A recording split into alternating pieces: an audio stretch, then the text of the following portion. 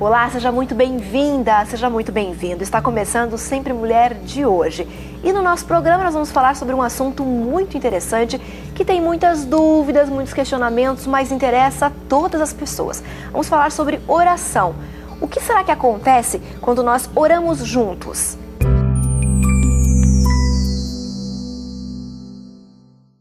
É sempre muito bom falar sobre oração, sobre como conversar com Deus, a forma como Deus se manifesta, como Deus age, como Deus responde.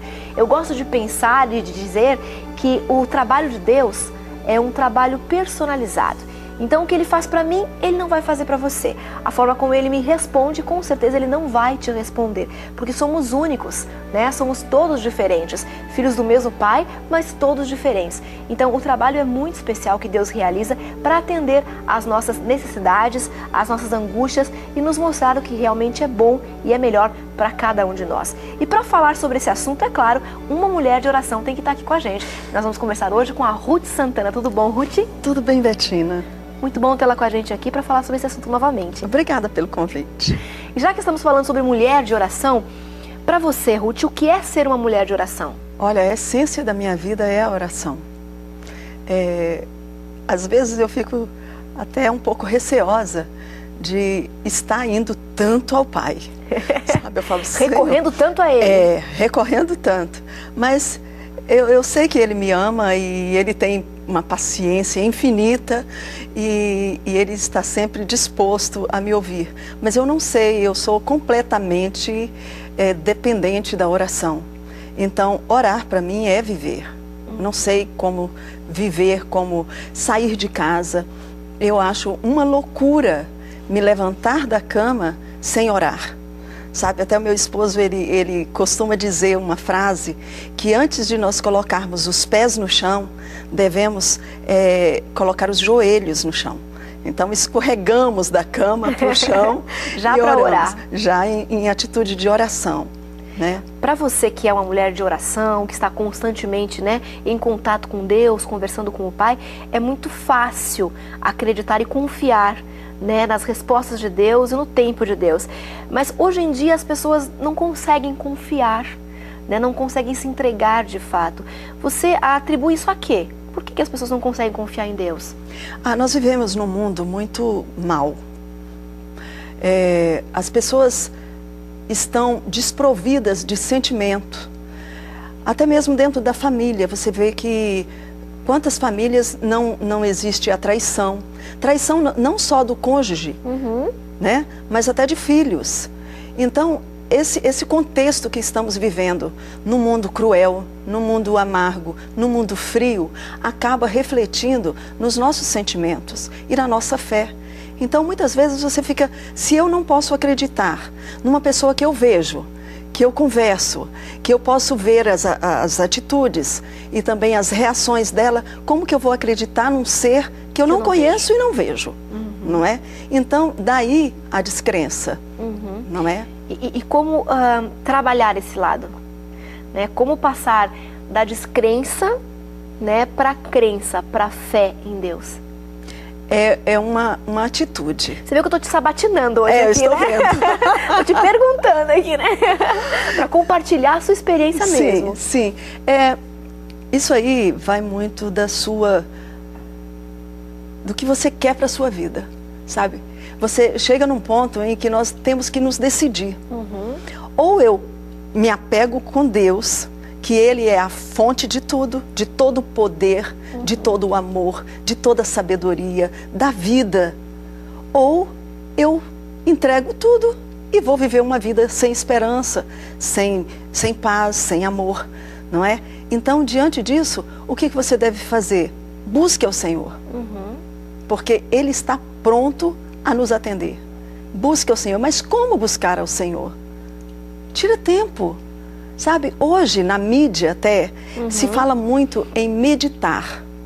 Tire tempo para você ficar meditando, sabe? Esvazie a sua mente e não pense em nada. Eu já digo o contrário, esvazie a sua mente sim, mas pense em Deus. Vá para um lugar calmo da natureza. Se encha de Deus. Isso.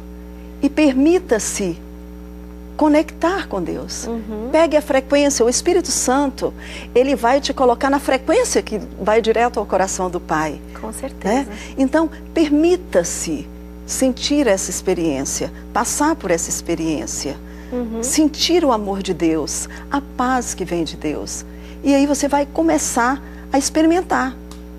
Você vai sentir na primeira oportunidade que você tiver, a sós com Deus, mesmo que você não quero ler a Bíblia, tudo bem por enquanto. Porque depois você vai sentir fome. Você vai sentir fome. E aí você vai procurar o pão da vida, né?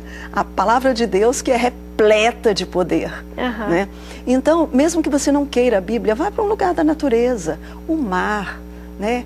Uma grama, umas flores. Comece a contemplar, ouvir o canto dos pássaros e peça a Deus. Permita-se sentir isso. Peça a Deus para que Ele fale com você e Ele vai falar. Hoje, diante do imediatismo que o mundo vive, dessa loucura, dessa correria, dessa agitação em que todas as pessoas vivem, parece quase que impossível você parar, né, ir para o meio da natureza, ir para o campo, para a serra, para o mar, enfim, para algum lugar que te coloque em contato com a criação de Deus, né? E parar para pensar, para refletir, para conversar com Deus. De repente alguém em casa pode estar nos acompanhando, Ruth, e pensar, isso é loucura, como é que eu vou fazer isso? Não tem como. Mas você vai sentir necessidade de fazer isso à medida que você começa a aproximar de Deus, né? Começa a abrir o seu coração e permitir que Ele realmente faça parte da sua vida. Você vai sentir vontade de estar perto dEle. E estar perto dEle também é estar longe de coisas que tiram a atenção dEle. Né? Pelo menos uma vez por dia, em algum momento do seu dia, da sua semana, você precisa esse contato mais próximo, mais íntimo, né, bem individualizado, né, personalizado, né? Mas de repente alguém pode estar nos acompanhando, Ruth, e pode pensar assim, puxa, elas não fazem nada sem conversar com Deus. E pode passar pela cabeça dessa pessoa um certo conformismo, né? Ela se acomoda, ela não faz nada sem que Deus diga.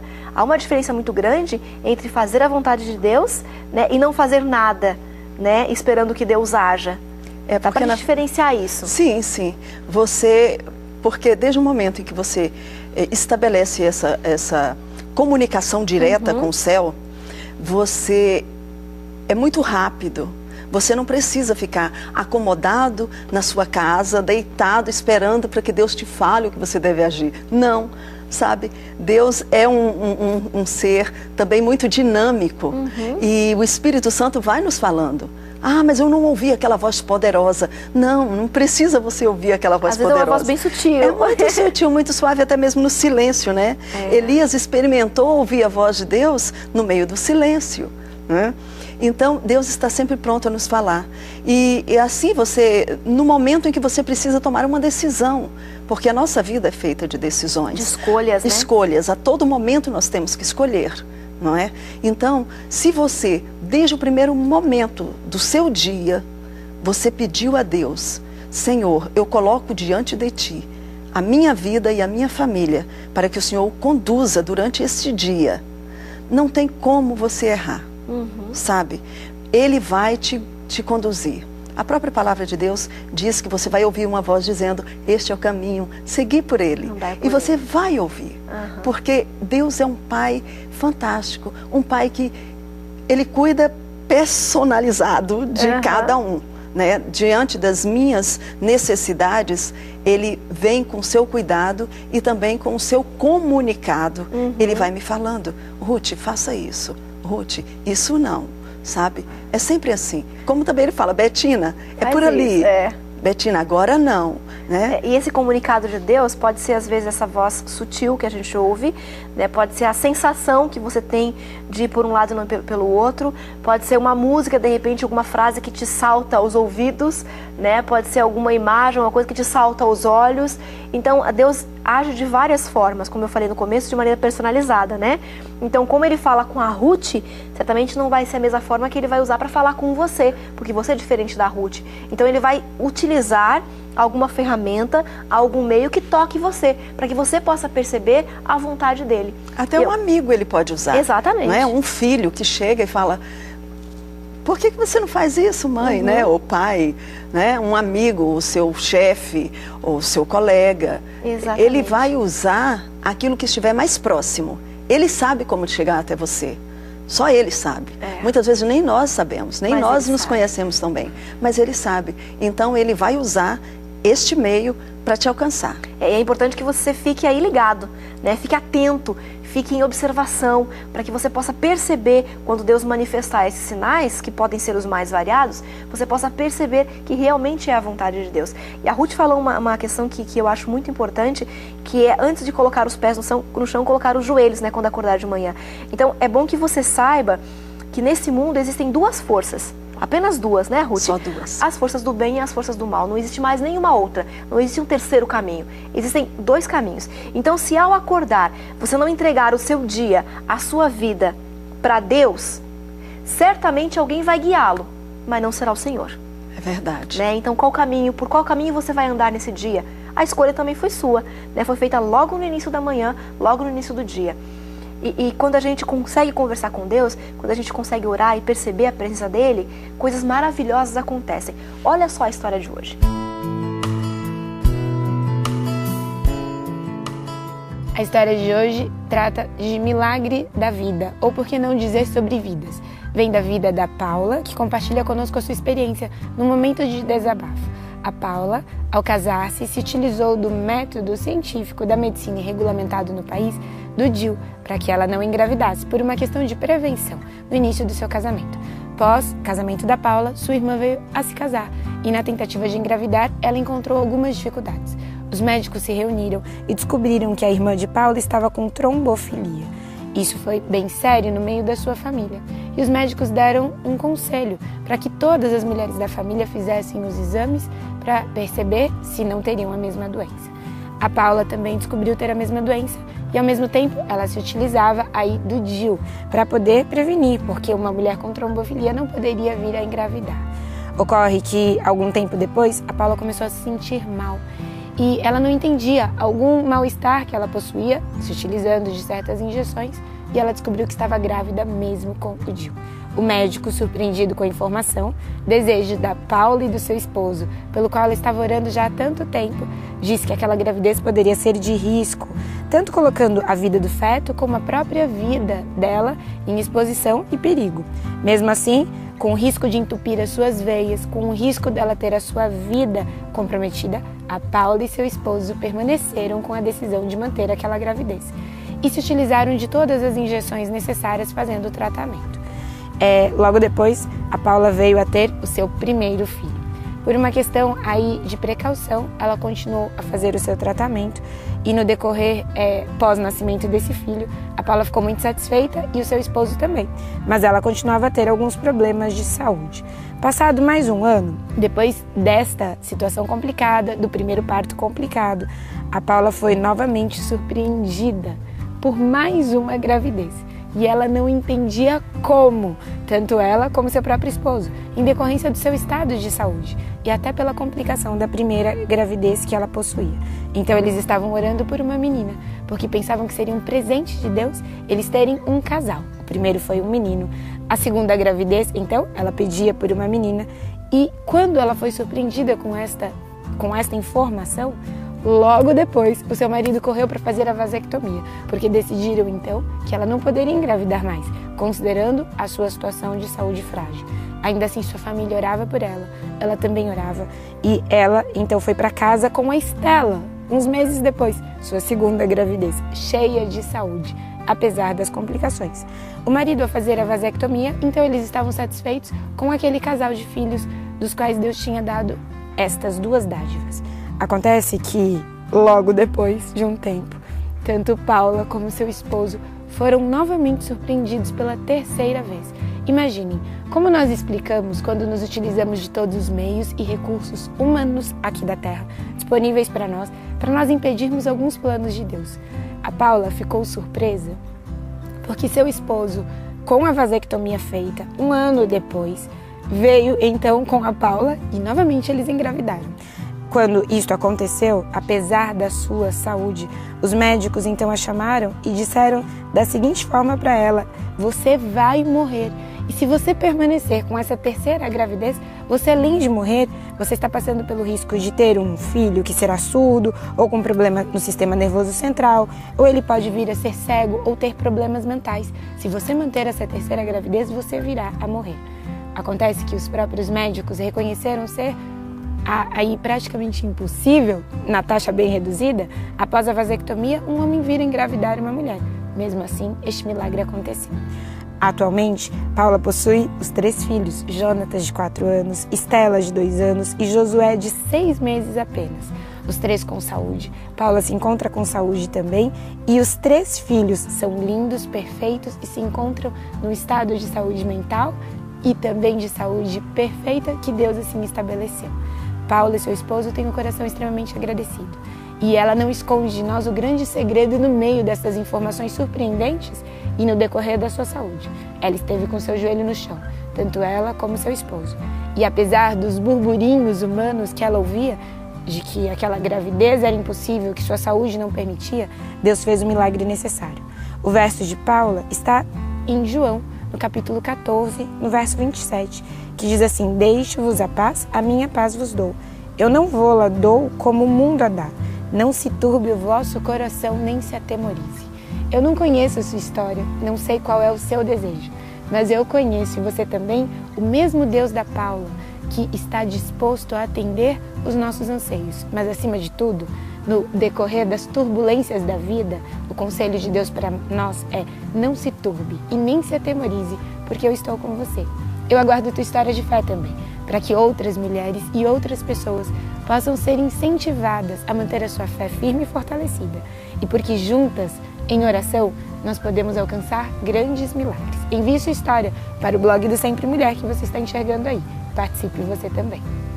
As histórias de orações atendidas, de respostas de Deus são sempre lindas, né? Sempre emocionam a gente de maneira muito forte, porque mostram que o Criador se preocupa, mostram de maneira mais palpável, mais concreta aos nossos olhos humanos, né, que Deus realmente está ali, está se manifestando e atendendo a cada um de nós. Às vezes a gente pode pensar, Ruth, que Deus atende mais a quem ora mais. Isso não é verdade, né? Não, não. Deus é um Pai amoroso, né? Ele é longânimo, ele não é um ser super cheio de... tem um super ego, né? Se ficar me bajulando, eu vou atender mais, né? Não, não. Deus não precisa, né? Desse tipo de tratamento por nossa parte. Só a pessoa que ora mais, ela só vai ter mais convicção do que é a vontade de Deus, né? Ela não vai ficar na dúvida, será que é isso mesmo que Deus quer ou será que não é, né? Ela vai estar mais certa, vai estar mais firme. Por causa desse relacionamento que já está mais estreitado, né? Mais estreito. Já conhece mais, né? Quanto mais você convive com a pessoa, você já vai vendo o que ela quer. Exatamente. Não é? A gente percebe pelo olhar, às vezes, de um filho, né, do marido, esposo, o tom de voz. A gente já sabe o que já quer. Sabe. Né, já sabe como conduzir a situação, a conversa. Com Deus não é diferente. E com Deus também. Quanto mais tempo você tem em oração, mais convicto você vai estar de que você está fazendo a vontade de Deus. Este é o benefício. Mas também, se você não ora, e se tem um grupo de orações por você, um grupo de pessoas orando por você, Deus também vai atuar. Como é, Ruth, orar em grupo? É diferente da oração individual, mas Deus atende da mesma forma? Como é orar em grupo? Olha, o orar em grupo, porque quanto mais oração, mais poder, não é? Então, se existem mais pessoas intercedendo, mais vai ser possível a realização daquele pedido. Por quê? Porque Deus só ouve se pedir muito? Não, não é isso. É porque no mundo que vivemos, você mesmo disse, existem duas forças, do bem e do mal. A força do mal, desde muitos tempos atrás, ela disse que Deus interfere nas decisões da pessoa. E não é assim. Deus nos dá total liberdade de decidirmos o que nós vamos fazer da nossa vida. Deus nos dá total liberdade de decidirmos a quem nós queremos servir. Então, diante do pedido de um grupo de oração, quanto mais pessoas estiverem pedindo por aquele objetivo ou por aquela pessoa, mais razões Deus vai ter para apresentar para as forças do mal por que ele atendeu. Não que ele precisa apresentar alguma coisa. Não. Mas como ele é justo, como ele é infinitamente bom, ele gosta de fazer isso para que a gente possa perceber que realmente ele está fazendo certo, né? Embora a nossa avaliação é muito limitada. Limitada, né? Finita, né? Exatamente. Mas a própria palavra de Deus diz que nós somos espetáculo ao universo, sabe? Então todo o universo está, os mundos que existem, que nós não sabemos onde estão, não estão na nossa esfera, né? Mas nós sabemos pela palavra de Deus, a palavra de Deus diz isso, claro. Deixa claro. Então, estes outros mundos estão observando o que acontece aqui. Então, e já foi disseminado neste mesmo tempo atrás, quando o inimigo de nossas almas disse que o nosso Senhor não era justo, que impunha, né? Então, essas pessoas, esses outros seres também ficaram conhecendo essa filosofia do inimigo. Essa nova teoria, né? É a nova teoria do inimigo. Que ele tenta provar até hoje, né? Tenta provar. Mas a cada momento, aliás, ele foi descaradamente desmascarado quando Cristo morreu na cruz, né? Todos os seres que ainda tinham alguma dúvida sobre o amor, a misericórdia de Deus, naquele momento em que Cristo, Filho de Deus, subiu à cruz e foi morto daquela forma humilhante, pronto, ficou acabado. A teoria veio por terra, né? Mas hoje, os outros mundos precisam saber por que Deus continua sendo fiel, porque Deus era, é e será eternamente fiel. Diante de pessoas que de repente duvidam da existência dele, né? Pessoas que questionam seus planos, né? Suas ações, de pessoas que se negam a fazer a vontade dele. Como pode, né? Um Deus tão poderoso e com tanto amor. E ama por e esse cuida. Ser humano que é tão falho, né? Tão pequeno. E cuida, né? Cuida, e a cada momento ele está, filho, me dá o seu coração. Está escrito, né? Filho meu, me dá o seu coração.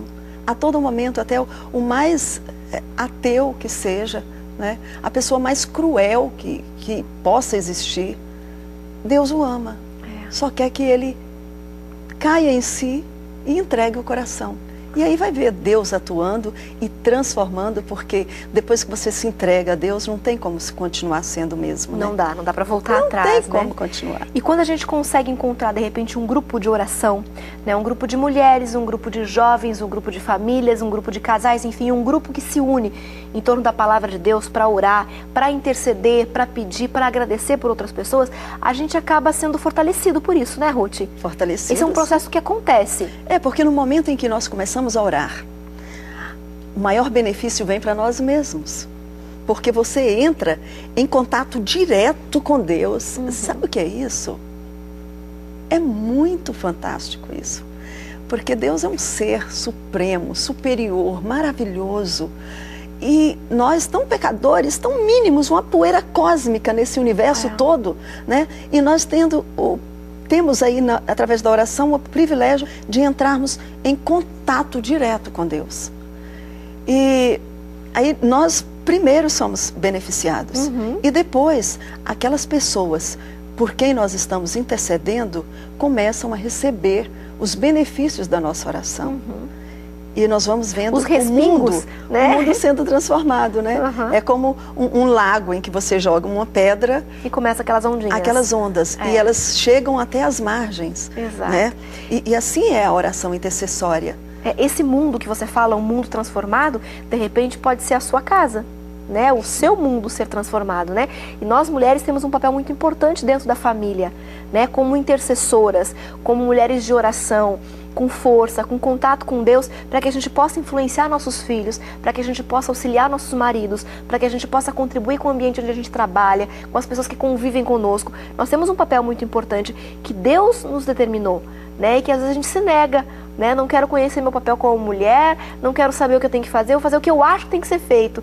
E não, e nós mulheres temos um papel importante dentro da oração. E é um privilégio, não é? É uma oportunidade enorme. Nossa, você poder ser um conduto de Deus para outras pessoas. Isso é maravilhoso. Então, se nós tivermos um pouco de sabedoria, nós vamos nos agarrar a isso com força e vamos desempenhar essa função que Deus nos dá a oportunidade de termos, né?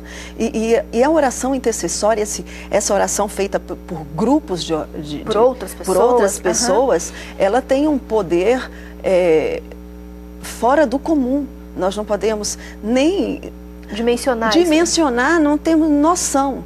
É como a eletricidade, nós não sabemos como funciona mesmo, mas nós usufruímos de todos os benefícios. Já aperta o botãozinho, a luz acende. Pronto, né? E aí a gente também não sabe como, assim, os mistérios da oração, mas nós temos que nos agarrar. Sabemos porque que ela acontece. É o que nós temos à nossa mão, não é? Um grupo, estávamos comentando sobre os procedimentos médicos de uma clínica nos Estados Unidos, e eles resolveram, com os pacientes que passaram por uma cirurgia coronariana, então eram 50 pacientes, dividiram, todos esses 50 passaram pelo mesmo procedimento, tendo o mesmo tipo de doença. Eles dividiram em 25 doentes recém-operados e os outros 25. Por esses 25, eles entregaram os nomes deles para um grupo de oração intercessória. Um grupo de pessoas que ficariam orando por esses 25 pessoas do grupo A. E o grupo B, ninguém orou. Depois de algum tempo, eles foram ver os resultados que estava acontecendo com esses dois grupos distintos. A recuperação. Então, a recuperação do grupo que recebeu a oração foi mais de 50% melhor do que os outros. Mas eles sabiam que estavam orando por eles? Não sabiam. Então aí a fé não entra. Não entra. É a oração mesmo. É a oração, o poder da oração. Então, nós não podemos ficar preocupados. Mas fulano não sabe que eu estou orando por ele. Ore. Ore. Que Deus porque ele vai ser alcançado. Deus vai alcançá-lo de uma forma personalizada. Daquela forma que só ele sabe alcançar. Toca naquela pessoa. Né? E Deus é mestre nisso, né, Ruth? Muito obrigada pela sua presença aqui. Obrigada. Que Deus possa te abençoar nessa sua vida de oração. Amém.